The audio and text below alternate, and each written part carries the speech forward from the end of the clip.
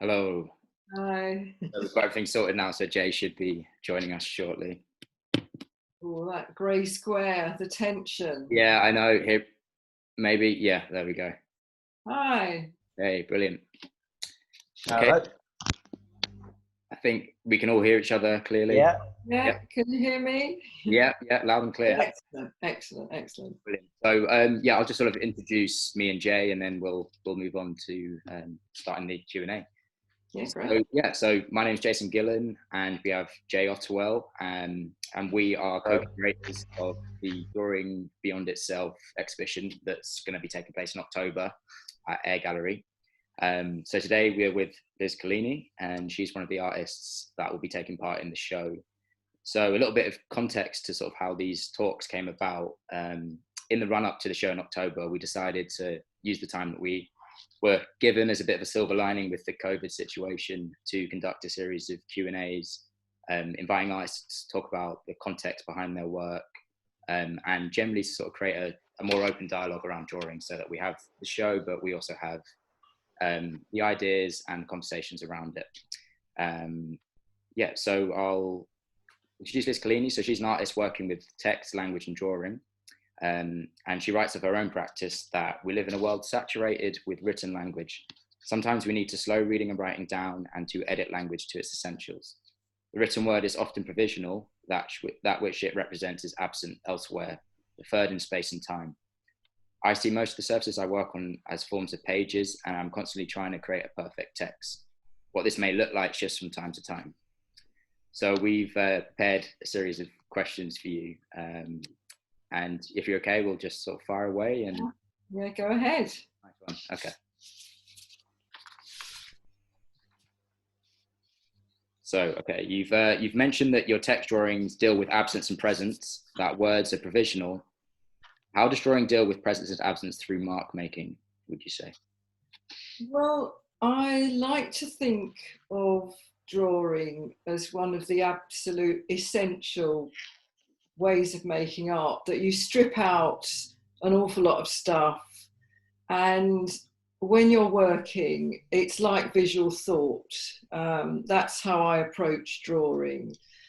The absence presence thing, I suppose you could get into discussions about the trace and the presence of the artist in the trace, but because of the language work I do, it's more about the idea of the written word as something representing something which actually isn't there, it's somewhere else. And I really borrowed those ideas from Derrida. I don't know if you've read any Derrida. I was very taken with all the deconstructionists and the sort of Barthes, Derrida, Blanchot, others writing around that time, who explored text and language in ways that I'd never come across before. And so that idea of something deferred in space and time, it just really spoke to me and made me see written language in a way that I'd never seen it before. I suppose, again, what I do in terms of absence and presence in my own work is that with language, there are systems and rules and codes which condition the way that we behave and we understand and we receive information. And what I do, in a way, makes some of that explicit. It foregrounds the rules and the structures. Does that answer your question? Yeah. So you sort of you're kind of transposing language through drawing, as using some of this sort of some of the ideas that emerge from language. Yeah, and I suppose there's also the opening up of meaning, which is why I like outlined words, that you get two lots of spaces. You get the space of the surface, and which in my own work is left very empty, so the language sort of floats in the middle of it. And you get the spaces within the letters and between the letters themselves that meaning can flow through. And I mean, I'm very interested in double meanings and what's sometimes being said underneath what's obvious. So that's another way of looking perhaps at absence and presence. Yeah. Sure, yeah. That's really interesting. The second question we want to ask you, Liz, was your drawings are very precise and controlled. It seems that a lot of planning and thought takes place before they're executed. How do you develop this approach to making your work? Well, that sort of highlights a bit of a personal paradox, I think, that they are really expressions of a struggle to do something well and as well as I possibly can by trying to make these letters as near to the printed letters as you possibly can. And a lot of the work I do relates to the language of authority. I mean, I had a background in public sector management. My voice wasn't my voice, it was the voice of the organisation I worked for. So when I became an artist, it was, you know, a liberation in many ways, in that I no longer had to use that voice of authority. And so I suppose the drawings sort of reflect that, the lettering that has the authority of Times New Roman, the thing we recognise as telling us something official, but all the little notes that spring out of it are often a kind of anxiety about not doing it well enough. And so, you know, I think all of us as artists, most of us, we have this little voice, you know, that sits on our shoulder, don't we, saying, oh, I wouldn't do that, oh, is that good enough, you need to do that again. And that's another one of the things that I suppose I make evident. So although there's a look of precision about it, it sort of really for me represents a struggle of how to do it as well as I possibly can. And I reversed into doing this. I didn't set out to make these sort of architectural drawings. What happened was I was making prints as part of my MA with language and using a lot of digitally produced lettering. And it always looked really flat and it didn't kind of excite me. And I tried various things with it. I tried letterpress. I didn't get on with letterpress. I thought, well, I'll draw these letters myself and then I'll use them. So they'll be a little bit off perfect. And I chose Times New Roman to draw for many, many reasons. It's the default text. It's the text of history. It's the one we don't really see. It's just there. And it speaks of authority. And of course, I had no idea how complex this was. And once I started drawing it, it kind of took off in its own direction. So instead of using it as an underdrawing, which is what I thought I'd do, and as just taking the letter forms and getting rid of everything else, the everything else became the point of it. So I didn't expect that to happen. And as I've done more and more of these drawings, obviously I've sort of got better and better at doing it, but I still want to have the mistakes and the erasures and the criticisms, all of that, because that's what makes it a drawing. So yeah, I was going to ask, could you give a little bit more detail then on the markings that you, as you construct the letters, that kind of, you mentioned maybe some criticism or adjustments and measurements. Could you give us a little more detail on what those are, those annotations almost? Well, obviously it's measurements in centimetres, and I usually do it 1-on-1. But in fact, you know, if you show your scale, you could scale them up to anything. But things go wrong. Things don't look quite right. Things look a bit too thick or a bit too thin. Circles shoot off and don't quite fit. So I suppose I like to point that out so I can get my own criticism in first. I have in the past sometimes try to stick extra annotations on, like time, what's happening at the moment, and they look a bit fake. So I just do what is happening. That is what is happening.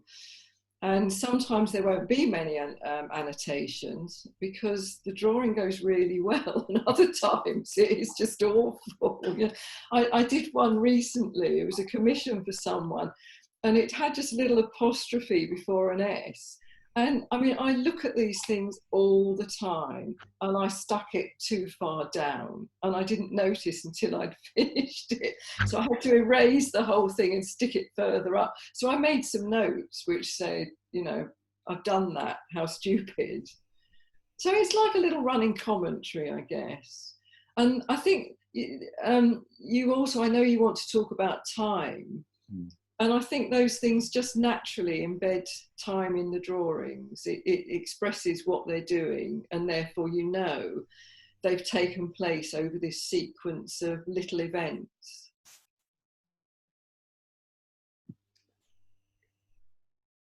Yeah, that's really interesting. I was going to ask you as well that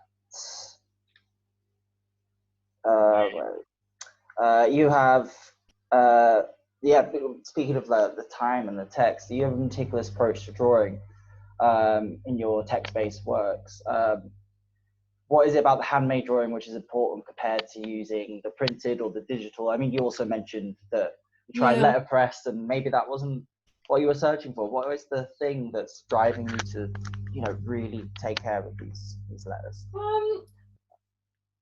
I suppose in all the theory that I studied when I did my degree and my master's, and I can't talk about it as well now as I could have done when I graduated, because you guys have recently graduated. So I'm sure the theory is right, you know, at the front of your thinking.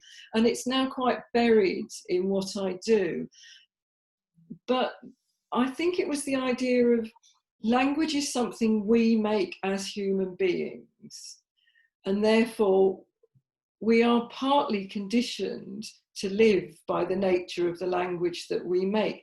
So it was this sense of making that became very, very important.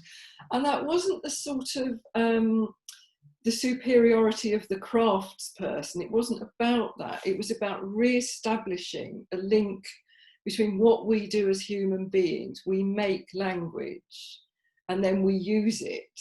And it was finding that link again, which sort of took it beyond the digital. And I think, again, it's a kind of dangerous area because I'm not a Luddite. I'm sitting here talking to you on Zoom. I use all sorts of digital processes in things I do.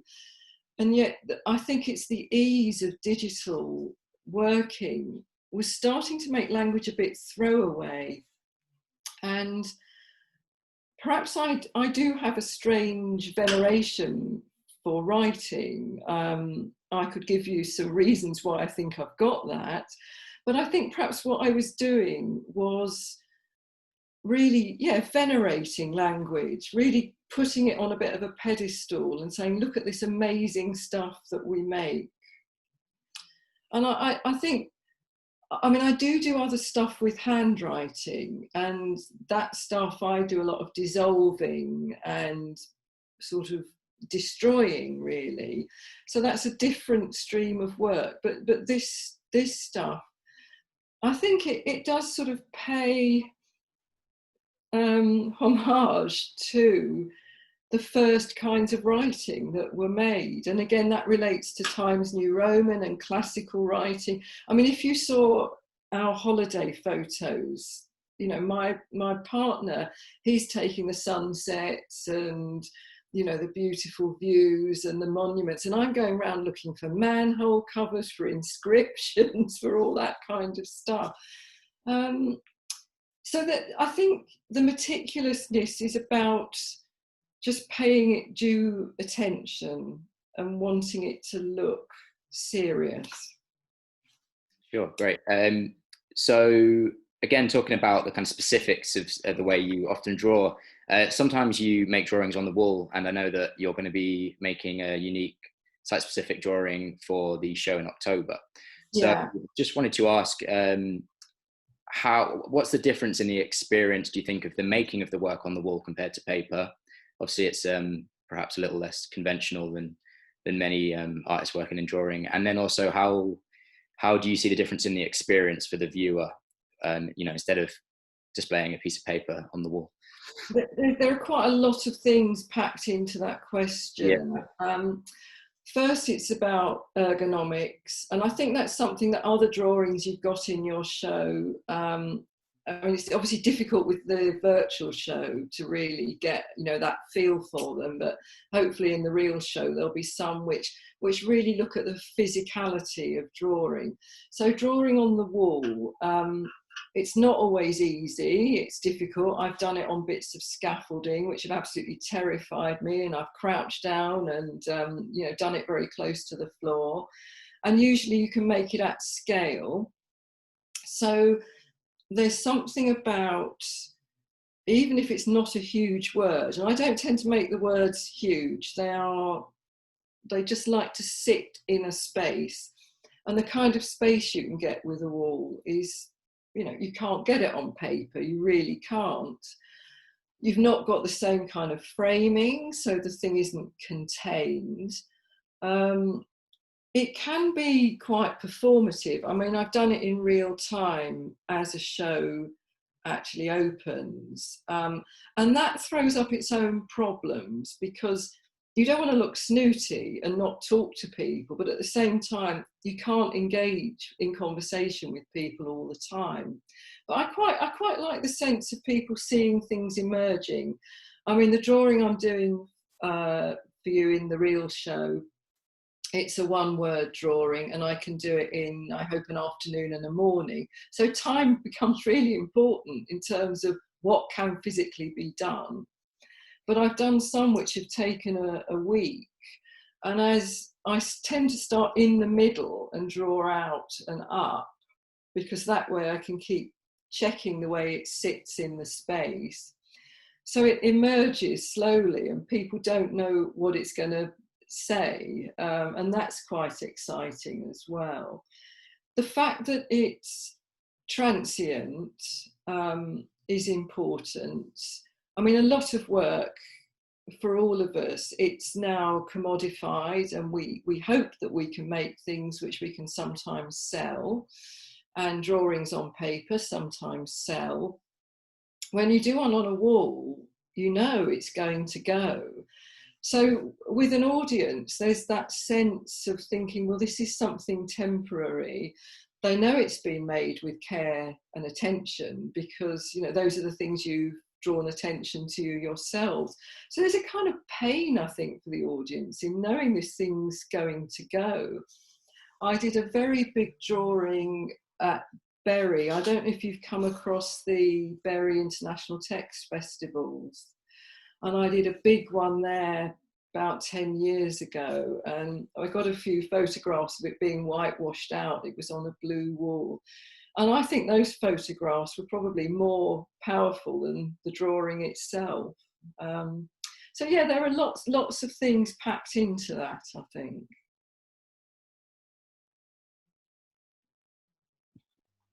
I think I've unpacked them all for you. Yeah, no, that was a brilliant. Yeah, that's great. Jay's got a follow-up question. You got another one. So you mentioned that. So yeah, one of the things I wanted to ask you is your text drawings have a strong resemblance to technical drawing. Can you tell us about that aspect? How does the technical side come about it? Is it a lot of measuring? Is it? You said you had to go on scaffolding at one point and kind of scared you a little bit. It's quite. Where does the work from paper to practice come? How's that come about? What you mean, translating it onto the wall? Yeah. That's quite a simple thing to do. It's the same process, really. It's just a bit bigger, and it's a bit less predictable, because I'm sure the gallery won't have freshly skimmed a plaster wall. I'll be working with a surface. So you have to bring a variety of different materials. So that, I suppose, that's not so much the question, and I think there's something about the aesthetic of the plans and the technical drawing, which a lot of people relate to. And from my own point of view, I think that's because plans and patterns and technical drawings are talking about possibilities. They're things which actually aren't actually there. They are things in their own right, and they're not. So you're playing again with that absence presence thing. And the aesthetic, I mean, it's so difficult to say where these things come from in our own experiences, what makes us feel that's an aesthetic which represents what we're trying to do. And I think some of these things are very deeply embedded. And I mean, I've been making art for about 20 years now, and I'm still discovering things about myself and my, I mean, likes and dislikes, that's important in what you're doing. So I'm still discovering a lot of those sorts of things. And one of the things I often mention is finding on a wall, when I used to strip wallpaper with my dad, notes of the people who put the wallpaper up. And it may have been the original builders of the house, all those little annotations and things. And Dad would always say, right, I want you to put something on this wall about what we're doing now. And, you know, that's there from childhood. Yeah, and I mean, the sort of technical side of it, there are other people as well doing things which relate to that. There's the cyanotype, isn't there, with all the kind of squares and angles, and it's something which I think quite a few of us share, and also quite like to disrupt, because that's what we're there for as artists. Yeah, so that's really interesting when you said about, is there a sense of, when you talked about discovering the written language from people that had papered the walls before, and you mentioned on holiday, reminded me of maybe perhaps like an archaeologist looking for these sort of traces of, I guess, human activity. So is there a sense of kind of, and that idea of being, you know, meaning or language being deferred in time, is there a sense of playing with that? Yeah, there's a lot of that, a lot of the little bits that you find around the place, and particularly when things have half gone. That's, oh God, I've lost the word for it, ironically. That sort of pathos, really, about things which are half gone and over, and finished as a civilization. They're cracked up and they're gone. There's that side of things. There's also the side of the language that you can't read and you can't translate. And again, a sort of museum aesthetic where, I mean, if you're me, this might not relate to you, it might not chime with you, but if you're me, to go up to a museum cabinet and see a scroll of Japanese or Chinese or Korean lettering, I just think, oh, wow, look at that, you know, and it's a beautiful, beautiful thing which contains meaning. And I don't know what that meaning is. I can't access it, but I can relate to something else in the pattern. And then the knowledge, I mean, it might just be saying something about ordering more shoes for the troops, more boots for the troops next week, or I don't know, or it might be a love poem. But there's just something about the mystery of all of that, which I find really exciting. So yeah, I mean, discovery, it's what, you know, again, if you've discovered everything about what you're doing, that's a bit sad, really, isn't it? I mean, you just want to keep going and finding more things to unpick as an artist. Yeah, definitely think so. So next question, you mentioned the need to sort of slow reading and writing down. So I guess another question about time, but how do you see drawing having a sort of special role, maybe, or position in relation to that? Yeah, I mean, because it's quite obvious, I think, in the things that I do, as we talked about earlier. I mean, slowing language down, as again I referred to earlier, is about the kind of torrents of stuff that we have available to us now, and how do we concentrate and focus, and that's difficult. I think there's also something about the repetitive routine task, and quite a lot of drawing. I don't know if you've got drawings like this in the show, but where people just do the mark making as a kind of ritualized, non-thinking process, which again captures time and activity. Yeah, I mean, I thought about this question. I thought about representational drawing and how that would work. And I think, obviously, very, very detailed drawings, they're telling you, I took a lot of time and care doing this. But it's when it just accesses something a bit deeper that it's interesting. So yeah, those repetitive drawings, I don't really do them myself, but I always love the kind of patterns of mark making where people have just lost themselves in it. Yeah, one name that comes to mind is Ella Fragile, who has a kind of, she talks about it as almost a form of therapy through mark making. And yeah, well, I think we all do a lot of therapy through art. I certainly have. Good tool. Yeah, I suppose there's a bit of a sense of mindfulness when it comes to drawing. Yeah. I like to think slowing down is something that I quite enjoy, especially in a very fast-paced society. But I was going to ask you, Liz, really quickly, kind of like a little bit of a simpler question. What books, texts, or poetry has influenced your work in particular, if any at all? Okay. Poetry I have a slightly difficult relationship with. I've never really read a lot of poetry, and I think a lot of exciting stuff is happening with the spoken word now, but poetry doesn't speak to me particularly, which is quite interesting because I'm kind of got a foot in the Vispo. I didn't know there was a thing called Vispo, but now I know there's a thing called Vispo, and I'm very firmly in that world.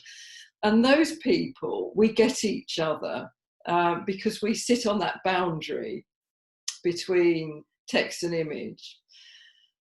The kind of texts which have been important to me, the sort of philosophical texts, there's one by Elaine Scarry called Dreaming by the Book, and it's just amazing about how writers animate language. So there's that. Derrida I've referred to. There's another kind of serious text called Metaphors We Live by Lakoff and Johnson. I don't know if you've come across that. It's definitely worth looking at because it explains how metaphor is deeply embedded in our language and therefore in our thoughts. So things like, oh, I'm feeling up today, it's because if you're feeling down, it's because usually you've been ill and you're flat on the floor. That's the simplest, quickest way I can explain it. But they look at language and just pull apart the amount of metaphor in there. In terms of reading, I read all the time, fiction and non-fiction. And things which have been really influential are things which leave images, which really pull at a kind of synesthesia. I don't think I have synesthesia, but I really understand it. So something like the scene in Lord of the Flies where Simon, I don't know if you've read Lord of the Flies, everybody's done it for GCSE, I'm sure. Simon floats out to sea on a sort of cloud of phosphorescent animals in the night. And that kind of image it just stays with you forever. And those are the kind of things that I suppose inspire what I said about searching for a perfect text. I cannot tell you what my perfect text is. I'm always looking for it. And that's the kind of thing which inspires me.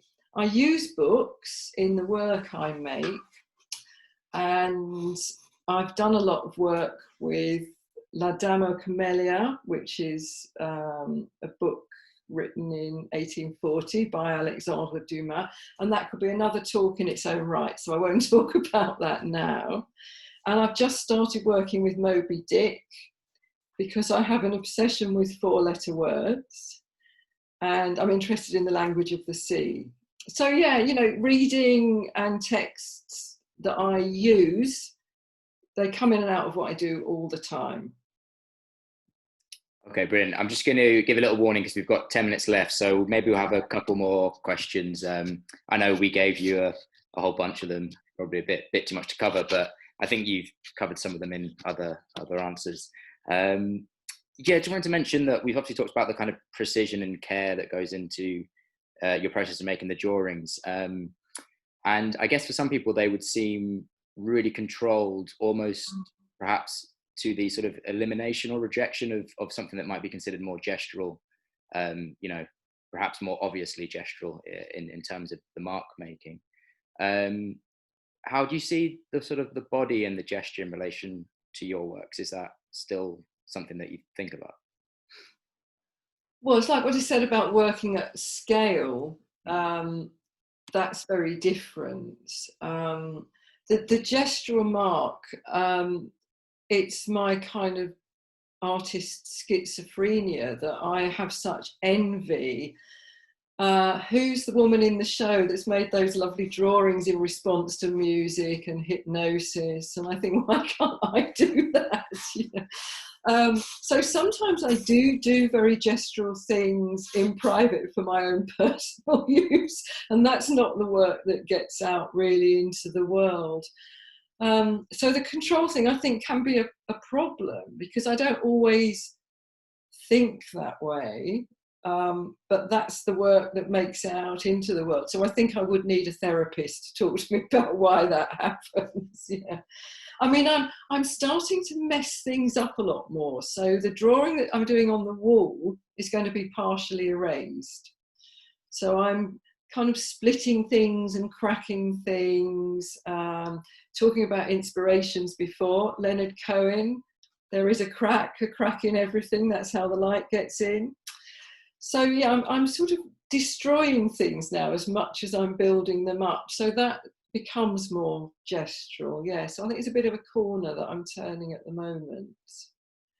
But yeah, I do have real envy. I mean, I love people like Cy Twombly. I would love to be Cy Twombly, but it's never going to happen. Yeah, the idea of some sort of psychoanalysis of how people draw is quite interesting, or, you know. Yeah. I'd have to be a completely separate artist. There'd be this one and that one, and I don't think that works. So, yeah. And that's the same for most of us, I think. We all come to splits in the path, and we don't go down one of those paths, and that's a choice that we make in work. And we carry on down a different path. I didn't think I'd be making work with language. I thought I'd be painting or doing portraits, you know, and that all got shed. And the path I'm on is this quite particular, careful representation of words, yeah. But I envy the gestural mark making. That's brilliant. I mean, they're just very true in our practices. Like, I suppose, like, it might take you might have a clear idea of what kind of artist you want to be, but as soon as you start making more or giving yourself time to grow and spread out, then it seems to change quite naturally on its own. I mean, especially me and Jayson only being a year out of doing our fine art BA, we're still, you know, navigating, trying to, you know, allowing ourselves to change essentially within our work. Do we have time? The word is you're growing, I think. That's, I still feel that it's a process of growth. Yeah. Sorry, I interrupted your next question. No, I was going to say, do we have time for one more question? We've got 5 minutes. Yeah, why not? Yep. I just want to say thank you before you get on to the next question for all the work you've done. I think we all really appreciate what you've done, and the ambition of what you've done as well. So thank you. We do appreciate it. Yeah, so we're very grateful for having you in the show as well, and it is. I think it's going to be a really exciting, diverse. Yeah, it looks really good. To have it physical as well, actually, is obviously the aim. So yeah, we're glad that is going to be possible. Yeah, and thank you, Liz, for your time. Honestly, your work is absolutely. I enjoy it. I think it's brilliant. Oh, thank you. See what question. Do you have any early memories of drawing, and why do you think it's important to draw, and why is it important to you personally? Well, to draw is not just to do that. To draw is to do that. So that goes back to where we started about thinking and drawing as a visual manifestation of thought. I do remember drawing, and I could draw reasonably well as a child. I think most of us who are artists, we go through that. And then all the people who don't feel they're drawing representationally as well as other people. I mean, obviously I went to school a fair while ago from when you guys went to school. People stop drawing. It's a discussion if you haven't had it 10 times already, you will have it 10 times more in the next few months. Why people stop drawing? Everybody can draw, but we stop. I did exactly the same. I stopped drawing for about 20 years, and rediscovering it was an absolute joy. I cannot tell you the excitement I felt of reconnecting with drawing. And it's lovely to see kids drawing so free and spontaneously, and something beats it out of us. And it's missions like the Big Draw to try and get people back into just feeling that excitement. And certainly in lockdown, so many people have started drawing and making art again. It's very exciting. So I come back to that idea of drawing being pulling something out, and I think that's so exciting and so important. Would you have this can be a hard question to answer, but would you have any advice, do you think, for people that are maybe getting back into drawing or deciding to start for the first time? Is there any kind of universal wisdom, do you think, or is it don't compare yourself to other people. Don't be overly critical. Try everything. Try big. That's the most important bit of advice. Get some cheap paper, get some charcoal, put it on a stick, all those things. Just keep trying stuff, because so many people don't have to draw in a representational way, but going back to the mark making, they can make heartbreaking, beautiful things. Yeah, that's my advice. Try everything, think big, if you can. Yeah, nice one. I see that we've got less than a minute, so we've probably, I think we've perfectly timed this. So yeah, I guess we've just left to say sort of thank you for your time and some great answers. And great questions as well. I really enjoyed it. It made me think. I had to dig back. Why do I do this? Yeah. Well, yeah. So yeah, I hope we're all going to meet up at the end of September, isn't it? Beginning of Hopefully so. Yeah. Okay. So we'll say farewell until meet you. Thank you again very much. My pleasure. Bye. Bye. Bye.